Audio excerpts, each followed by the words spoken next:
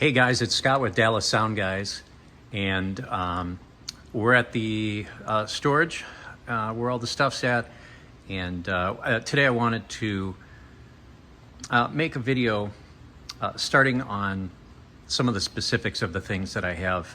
I want to do this for a couple of reasons. Number one, I just want to have a kind of a video documentary of the equipment I have, help me get to know my stuff better.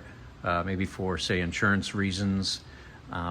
Also, something where when I'm contracted by other companies, there might be something that they could learn to say, hey, I didn't know you had that. That way, as I go through all my things, maybe people could know more. And then just really the whole world, anyone who happens to watch this video, if maybe there's some things that I could learn from them, or maybe even some things that I've experienced that I can share with others. So today we're going to take a look at my Midas M32R mixer case. So let's get into that.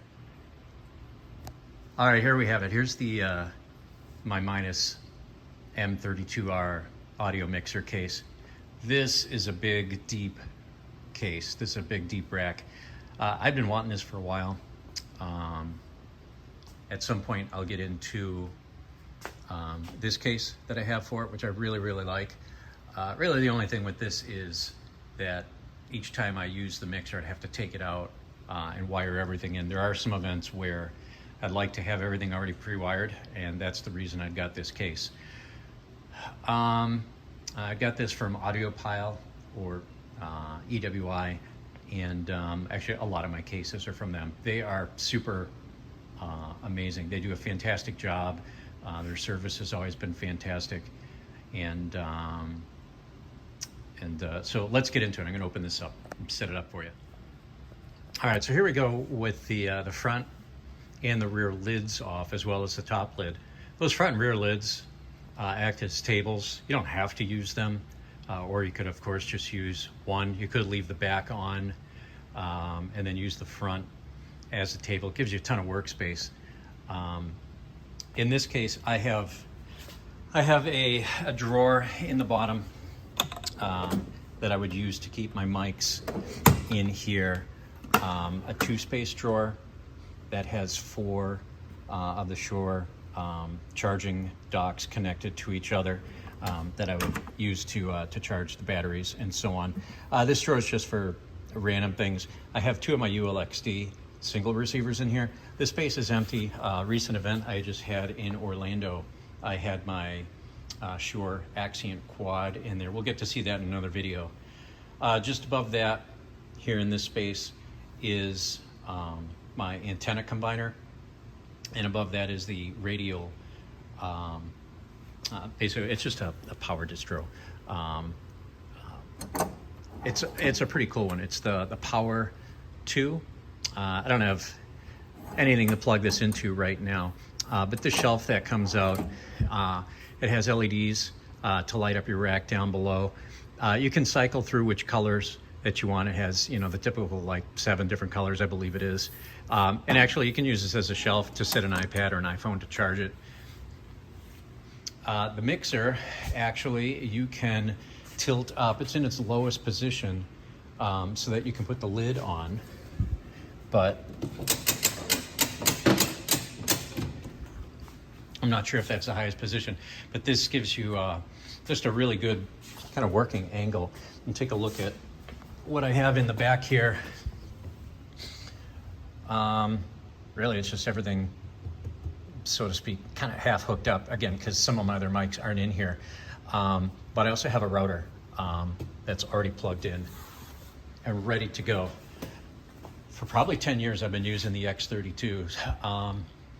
At first, they were super difficult for me because I was going from something much easier.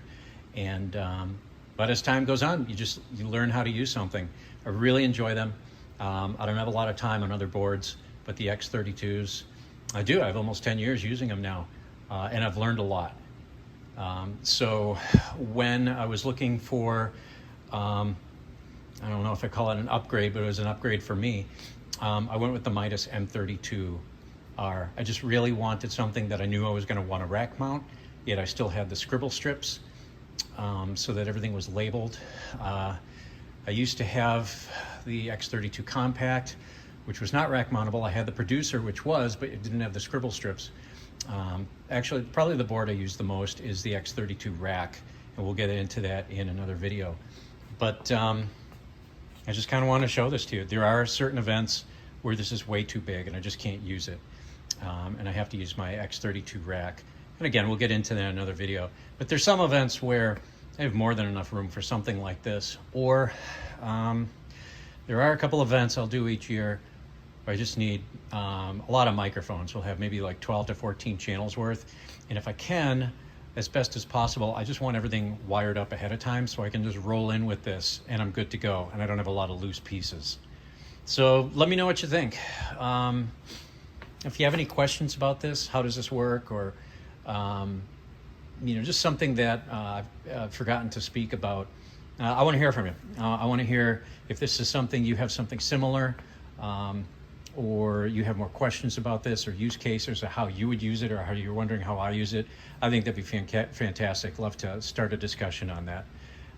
So again, hey, thanks for tuning in and watching this. I really appreciate it. I want to love sharing the things that I have and why they're important to me, and really just how it helps me with with the people who hire me and put their trust and their faith in me, how I get to help them sound their best. So, man, I want you to have an awesome day, and thanks for tuning in. We'll see you next time. Bye.